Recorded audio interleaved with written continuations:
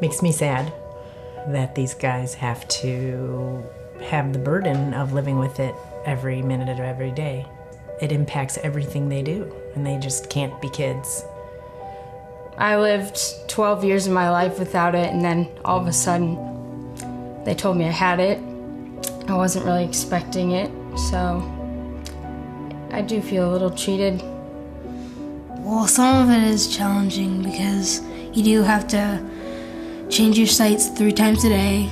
You have to check your blood like 8 times a day. And I actually thought that it wasn't going to be forever. I thought it was just kind of like, a thing that I had to do right then. But I learned that, and I was surprised because, I have to do this for the rest of my life. Yes, you can manage it day to day, but you have to be pretty diligent about that. But the fear is, while you don't see it immediately, are they going to have, loss of kidney function, lose their eyesight, amputation, all of the complication things that are out there for type 1. So, yeah, for me, huge fears, huge worries, 24/7. Our motto the whole time, we don't look back, we just kind of push forward and we just deal with what you got to deal with. But if we can at least make the diabetic lives better, even if a cure is farther off than we hope, just advances medically would be amazing. This Diabetes Research Center that we've been building in conjunction with the FOE for the last 5 years now is one of the most visionary projects I've ever heard of in my life. And the fact that it's going to be housed in the Papa John Biomedical Discovery Building, where we expect some of the most cutting-edge, breakthrough kinds of research to be going on, I think says worlds about the vision that we have and the vision that the Eagles have for this amazing, amazing research center. We have over 100 investigators of all different type of specialty who are working together.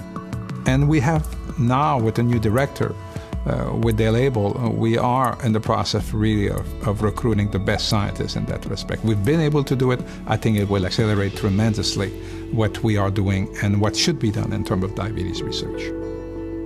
One of my hopes is that even though some aspects of the research may take a few years to come completely to fruition, is that we would hope that our influence in the diabetes arena will be able to bring about policies or new ways of thinking about treating patients with diabetes. And I think what gives me hope is the fact that the research community is very committed, are very collaborative. We have an expectation to share our research publicly so that other researchers can take our ideas and grow with one important goal: ultimately find a cure for diabetes and better treatment for its complications.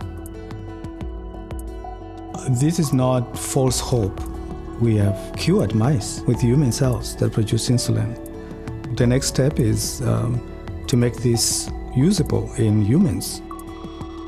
We've made real progress, tangible progress to achieving that goal. So we are now talking, it's not a question of if, it's just a question of when. I kind of have hope that they will find a cure and that it'll just change the life of a lot of people. Even if it's not a complete cure, it's one step up. It would be life-changing to not have to think about it all the time. And if their work is going to bring us to that point, then that would mean everything to us. He wrote a letter to Santa about 2 years ago, and he said, "The only thing I want for Christmas is for my brother and sister to not have diabetes, so that they would never have to experience what I have to."